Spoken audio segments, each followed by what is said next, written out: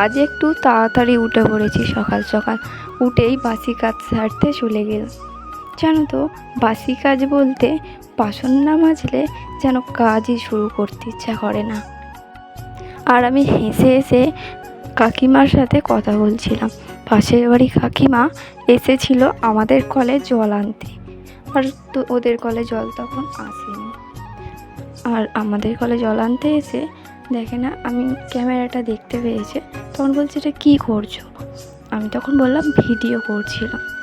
বলছে ভিডিও করে কি হয়? আমি বলছি ভিডিও করে টাকা ইনকাম করা যায়, অনেক কিছুই হয়। কাকিমার সাথে কথা বলতে বলতে আমার ওইদিকে বাসনও মাজা হয়ে গেছে, আর এইদিকে এলাম ঝাড় দিতে। উঠোনটা কোটাটায় আমি ঝাড় দিয়ে পরিষ্কার করে নিই সকালবেলা। তাই এই দিকে এসেও আমার যা জিজ্ঞাসা করছে এই ক্যামেরাটা কি হচ্ছে, আমি বললাম ভিডিও হচ্ছে। মানে প্রথম ব্লগ তৈরি করলে যা যা হয় আর কি, আমাদের এখানকার কেউই কিছু জানে না এই সব ব্যাপারে। তারপরে গল্প করতে করতে আমার ঝাড় দেওয়াও হয়ে গেল। তারপর কলে জল ভরতে চলে এলাম। তখন 7টা বাজে, কলে জল এসে গেছে। তাই জলগুলো ভরে নিয়ে চলে গেলাম ঘর মুছতে। তাই ঘরটা ঝাড় দিয়ে ভালো করে ঘরটা মুছে আবার চলে গেলাম আমাদের ঘরে। এটা আমার মায়েদের ঘর, আমার শাশুড়ি মা, তাদের ঘর আমি মুছলাম। মুছে আমাদের ঘরে চলে গেলাম। সো হ্যালো এভরিওয়ান, আমি মধু। তোমরা সবাই কেমন আছো? আশা করছি ভালো আছো। আর আজ আমি একটা নতুন ভিডিও নিয়ে চলে এসেছি। গল্প করতে করতে আমাদের ঘরটাও মোছা হয়ে গেল।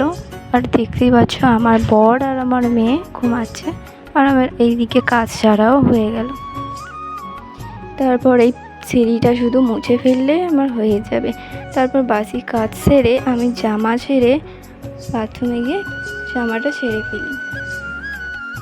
তারপরে জামা ধুয়ে ছাদে গিয়ে মেলে দিয়ে আসি। আর ফুল তুলতে গিয়েছিলাম আজকে ছাদে। আর আজকে এত গরম, এত রোদ দিয়েছে যে ছাদে দাঁড়ানোই যাচ্ছে না। আর ফুলগুলো যে এত দূরে দূরে আছে যে হাতই পাচ্ছি না ফুল টানতে, গাছগুলো টানতে। তাও এই গরমের মধ্যে কাজ সেরে যখন ঘরে এসে বসি একটু বিশ্রাম নেব বলে, ও বাবা, ঘরে এসে দেখি কারেন্টই নেই। তখন তো আরও কষ্ট হয়। জানো তো, মেয়েদের কোনো ছুটি বলে কিছু থাকে না। তাই অন্ধকারের মধ্যেই মেয়েকে নিয়ে চলে এলাম খাওয়াতে। তাকে তুলে মুখ ধুয়ে মেয়েকে খাওয়ানোর পরে খাওয়াতে বসে পড়েছি। তো রোজগারে কি রান্না করব, কি করব সেই নিয়ে চিন্তা করতে হয়। তাই আমি ওকে একটু পড়তে বসিয়ে পড়িয়ে টড়িয়ে চলে গেলাম রান্নাঘরে। কারণ মুড়ি খাওয়ার তরকারি করতে গেলাম।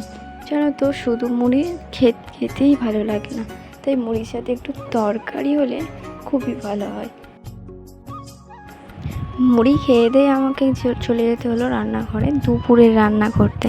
কারণ আজ আমাদের বাড়িতে জামাইবাবু এসেছে, সেই জন্য তাড়াতাড়ি চলে গেলাম রান্না করতে। তরকারি ভাত বসিয়ে দিয়ে মাছটা ধুয়ে মাছটাও রান্না করে ফেললাম। তার সব রান্না শেষ করে মেয়েকে স্নান করিয়ে খাওয়াতে বসে পড়েছি। জামাইবাবুকে ভাত দিয়ে খাওয়াতে বসে পড়েছি মেয়েকে।